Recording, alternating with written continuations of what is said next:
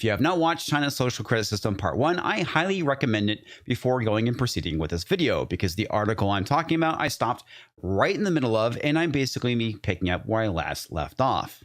The China Social Credit System and the Blacklist. So far we have made several references to the Blacklist and Redlist associated with China's Social Credit System. So what exactly is a blacklist?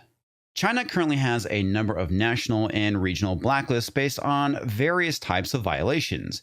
It is expected that over time, the system of blacklists will be fully integrated with the social credit score. Businesses can be placed on a blacklist due to a particular violation or because of a poor social credit score. A government notice released in 2016 encouraged businesses to consult the blacklist before they hire someone or assign them to a contract. Now, I've made some very similar observations with ESG scores. If you as an individual have a low ESG score, odds are a company will not hire you or want to do business with you if it's low, because ultimately it impacts their score as well. Please note that companies will not be blacklisted automatically for compliance failures. The corporate social credit system also maintains an irregularity list. This list deals with significant but not yet blacklist level non-compliance. Presence on the list means that the business is in danger of being blacklisted and should quickly take steps to improve its reputation. The Chinese government utilizes the blacklist in multiple ways. The list itself is frequently being analyzed, with available information on both its citizens and companies listed in their master database, working as a template for assigning each person a score. Now, based off of history, I think we should be very cautious when it comes to blacklists and people, because let's put it this way. If your social credit score is too low and you're on the blacklist, well, you just might disappear in the middle of the night. And again, yes, I am speculating here. There is no proof that this could happen, but you never know what happens when you get branded a government dissident. While the China blacklist system is still in its early stages, it is already the most prominent system of its kind worldwide. China has already put this system into action and has barred thousands of Chinese residents rights to buy plane tickets and travel either domestically or abroad.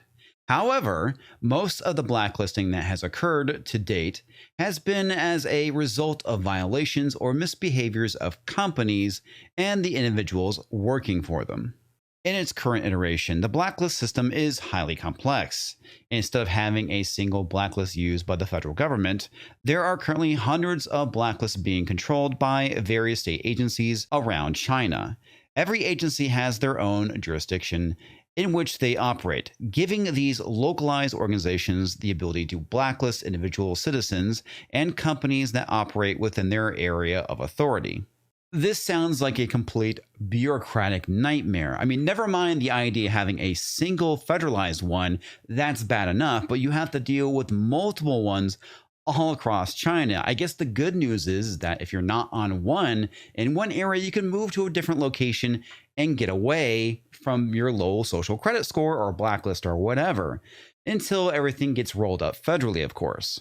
It's important to note that being blacklisted under one agency's jurisdiction may leave the affected party subject to blacklisting from the remaining agencies across the country. The level of integration of blacklisting differs across the country and between different government departments. Well, then I guess I stand corrected. It typically takes 2 to 5 years to be successfully removed from a blacklist, which often has a negative impact on the privileges afforded to those individuals and businesses in society. Early removal from the list is a possibility for some, depending on the severity of the offense and whether the offending party has done enough to rectify the situation in the eyes of the relevant governing body. Now, it's been a couple weeks since my last video, and I can't remember if I said this. I'm pretty sure I did, but this screams 1984 to me. In addition to being used as a metric for punishing citizens and companies for violating the country's guidelines, the social credit system is also intended to be useful in China's search for signs of potentially harmful behavior before it occurs. Now, if you've seen the movie Minority Report, you know exactly how this is going to be used. Instead of psychics, they're just merely using big data instead. What are the potential rewards for a good score? Now, I can pretty much guarantee you that any kind of benefit coming from a social credit system like what we're seeing here is going to be outweighed by the consequences of being a violator. On the other end of the spectrum, there are positives of the social credit system for people and organizations who are determined to be outstanding members of Chinese society. In this context, the opposite of being blacklisted is to be redlisted. The red listing allows citizens and companies to gain access to improved privileges that will impact their day-to-day lives. Translation: if you're being good girls and boys, the government will not make your life a living hell. There is a range of rewards to businesses that do well in this regard, including streamlined administrative procedures. For example, companies that are classified as an advanced certificate enterprise may receive faster customs clearance. A-rated taxpayers may have their tax returns processed more quickly, fewer inspections and audits, fast-tracked approvals. To what extent is technology integrated within the social credit system? New innovations in technology are poised to play a large role in the country's social credit system. Artificial intelligence facial recognition software is said to be currently utilized in tandem with over 200 million surveillance cameras in China. Again, very similar to the movie Minority Report, they're using cameras, but instead of scanning your eyes to advertise to you, they are basically using it to survey and collect data. And again, instead of psychics, they are using computers to monitor and predict your actions as well as your movements.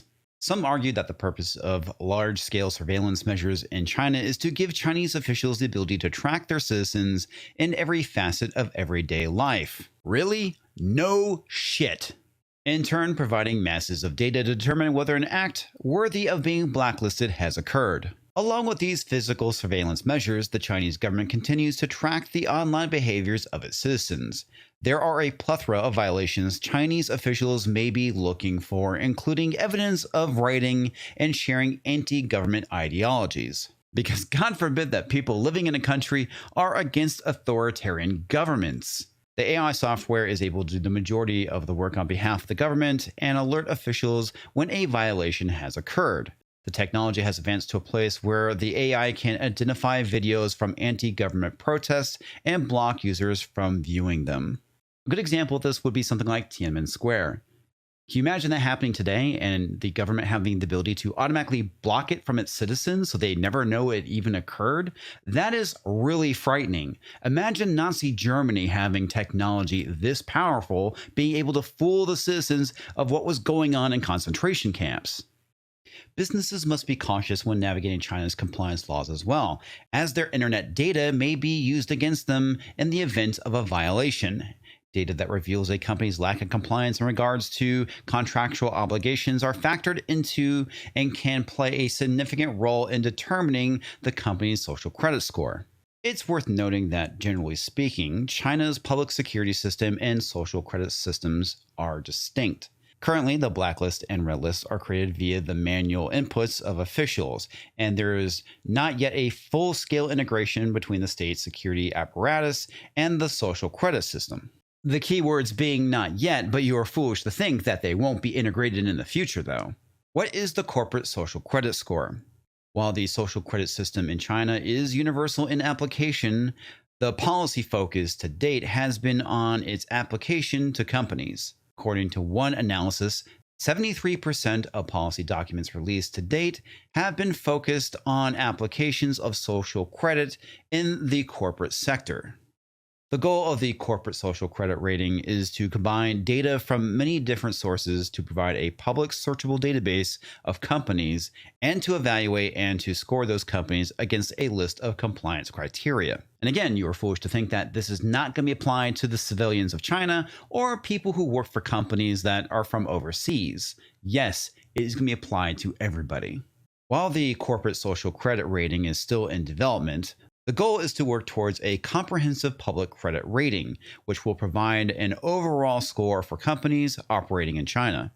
And yes, this applies to both companies foreign and domestic to China. In the meantime, companies need to use a range of existing databases providing information and evaluations of companies based on overlapping yet distinct data sets. The databases can be national, regional, local, and based on a particular industry. Businesses are assessed based on compliance, finance, and audit records. More than 33 million businesses in China have been assessed to date. Now, at this point, I'm going to be jumping down quite a bit in the article because a lot of what's coming up next is if you're a company wanting to do business in China, what to expect, how to get ready for the social credit system. Now, if this is something that you're interested, I suggest you read it because obviously you'll be able to read it faster than I'm going to be able to speak it. What is the public perception of the social credit system? As the social credit system is relatively new and unfamiliar to individuals and businesses from other countries, it may seem scary. Well, for good reason. This is authoritarian measures designed to control people and businesses. That's what it is at its heart. Yes, I'm pretty sure there are people that believe that it's being used for the public trust, but it's not. It is a means to keep people and businesses in line. Adhere to the ideology or there will be consequences. However, a significant degree of reporting in English language media has been based on linguistic confusion and policy proposals that have not yet been implemented. For example, businesses do not currently get penalized for frivolous spending, as has been widely reported. And again, the key word is do not currently. After all, things can change in the future. In many respects, a credit score in the United States, for example, can have just as serious consequences for individuals and businesses as China's social credit system. Now, I'm calling bullshit here because there is a difference between a credit score on how well you pay your bills on time or how much debt you have and you have the ability or capacity to pay it, and a social credit score that basically grades you on the shit you say online, whether you have the right opinions or play too many video games. Now, again, in the context here, I know that they're talking about businesses, but it's the same freaking concept. If a business supports, well, let's say free speech, free Taiwan, free Tibet, free whatever, China might have a freaking problem with it. And that is what they're being graded on, not whether they are a good business to do business with. For example, access to transport can be seriously curtailed in the US due to a poor credit rating through higher insurance premiums and limited access to car loans. There is a huge difference of having higher insurance premiums because you drive like an asshole or have bad credit. There is a difference between that and, let's say, saying something against the president of the United States on Twitter and having that being used against you in a credit score. That is the difference here. And this is the biggest issue when it comes to social credit systems, because they're not going to be looking at your finances. They're going to be looking at how good of a citizen you are, or do you support the right causes and have the right opinions. In 2017, CNBC looked at the similarities between the China social credit system and the FICO score in the US. One commentator quoted there, For Zhang, professor of sociology and Singapore Management University, commented, "From what has been outlined in the official sources, there is nothing more intrusive than what is commonly done in the West." And that is complete bullshit because there's evidence within this own article that is contrary to that statement. Although there has been substantial resistance to the social credit system from a global perspective, it appears that most Chinese citizens approve of the system. You can say that there is several camps here. Those who actually buy into the system, which I'm pretty sure there are people who are, and those who are smart enough not to speak out against it because they know it will damage their social credit rating. So yes, of course, people are willing to accept it and say it's a good thing, because if they don't, well, there's consequences for those actions. In addition, those most familiar with the social credit system and how it's being implemented, citizens and businesses in China are widely supportive of the system. In one peer-reviewed study, 80% of the respondents either somewhat approved or strongly approved of social credit scores. Just 1% of participants reported either strong or some degree of disapproval in the system. While not all studies have shown such high levels of support for the system within China, all show broad degrees of support. See, for example, the study below. Now, I need to go and wrap things up pretty quickly because I'm kind of beginning to lose my voice. The article then goes into other countries that have something very similar, but not exactly the same as to what China has. And when we start kind of digging into some of these things, it's actually pretty disturbing. For example, what we see here with Australia. One of Australia's biggest immigrant groups are New Zealanders who are entitled to live and work in Australia for a life under the terms of a special category visa, usually awarded on arrival. This visa has a good character test, which has been used to deport those residents in Australia for decades, entirely at the discretion of officials. In a recent case, this was used to detain and deport a 15-year-old child. Arguably, this has some similarities with the way the China social credit system can affect freedom of movement based on antisocial behavior. I guess the issue is, what exactly did they consider to be antisocial behavior? Are they talking about staying up late in the dark, listening to The Cure while surfing the internet? Or are they talking about going and mugging people and robbing grocery stores? That's the thing. They don't exactly go into details as to what exactly that means. Germany's expansive credit rating system has a significant impact on individual liberties. The Schufa score, similar in some ways to the FICO score in the United States, is necessary for renting or buying a house in Germany, borrowing or receiving goods on credit. While the details of the score are kept secret, no big surprise there, in the interest of commercial security. It has been claimed that being in a low-income area or having low-score neighbors could negatively impact your score. They're not just judging you, but they're judging you based on the people who live around you or if you don't live in the right neighborhood. You know what they say about the Germans: if you don't join their party, they'll come get you. No offense to any German listeners.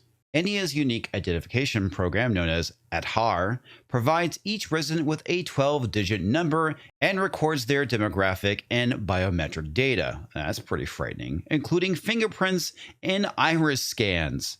So this really is Minority Report.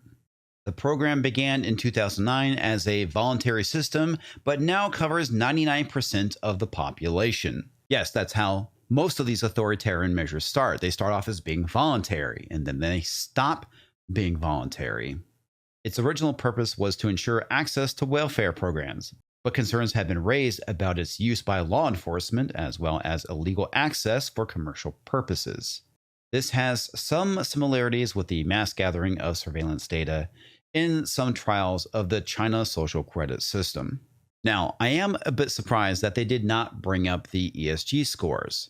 That's basically taking place here in the United States and in the West. It's a good possibility it's not on there because it's not being pushed by government. It's actually being pushed by private industries.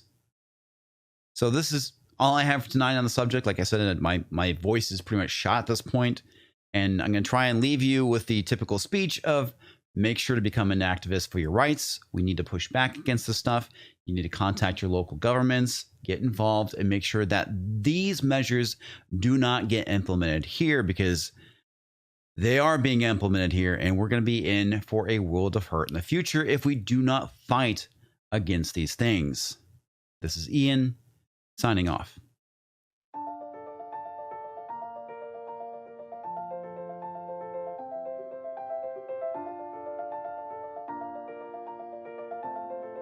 Thanks for watching. If you're new to the channel, we have a deep content library that includes interviews with everyone from Mike Cernovich to Megan Murphy, so go check it out. If you'd like to see more, please consider supporting the show by visiting unsafespace.com/donate. You can find us on all the major social media platforms, well, mostly. And you can find a community of like-minded individuals on our Unsafe Space chat on Telegram. See you there.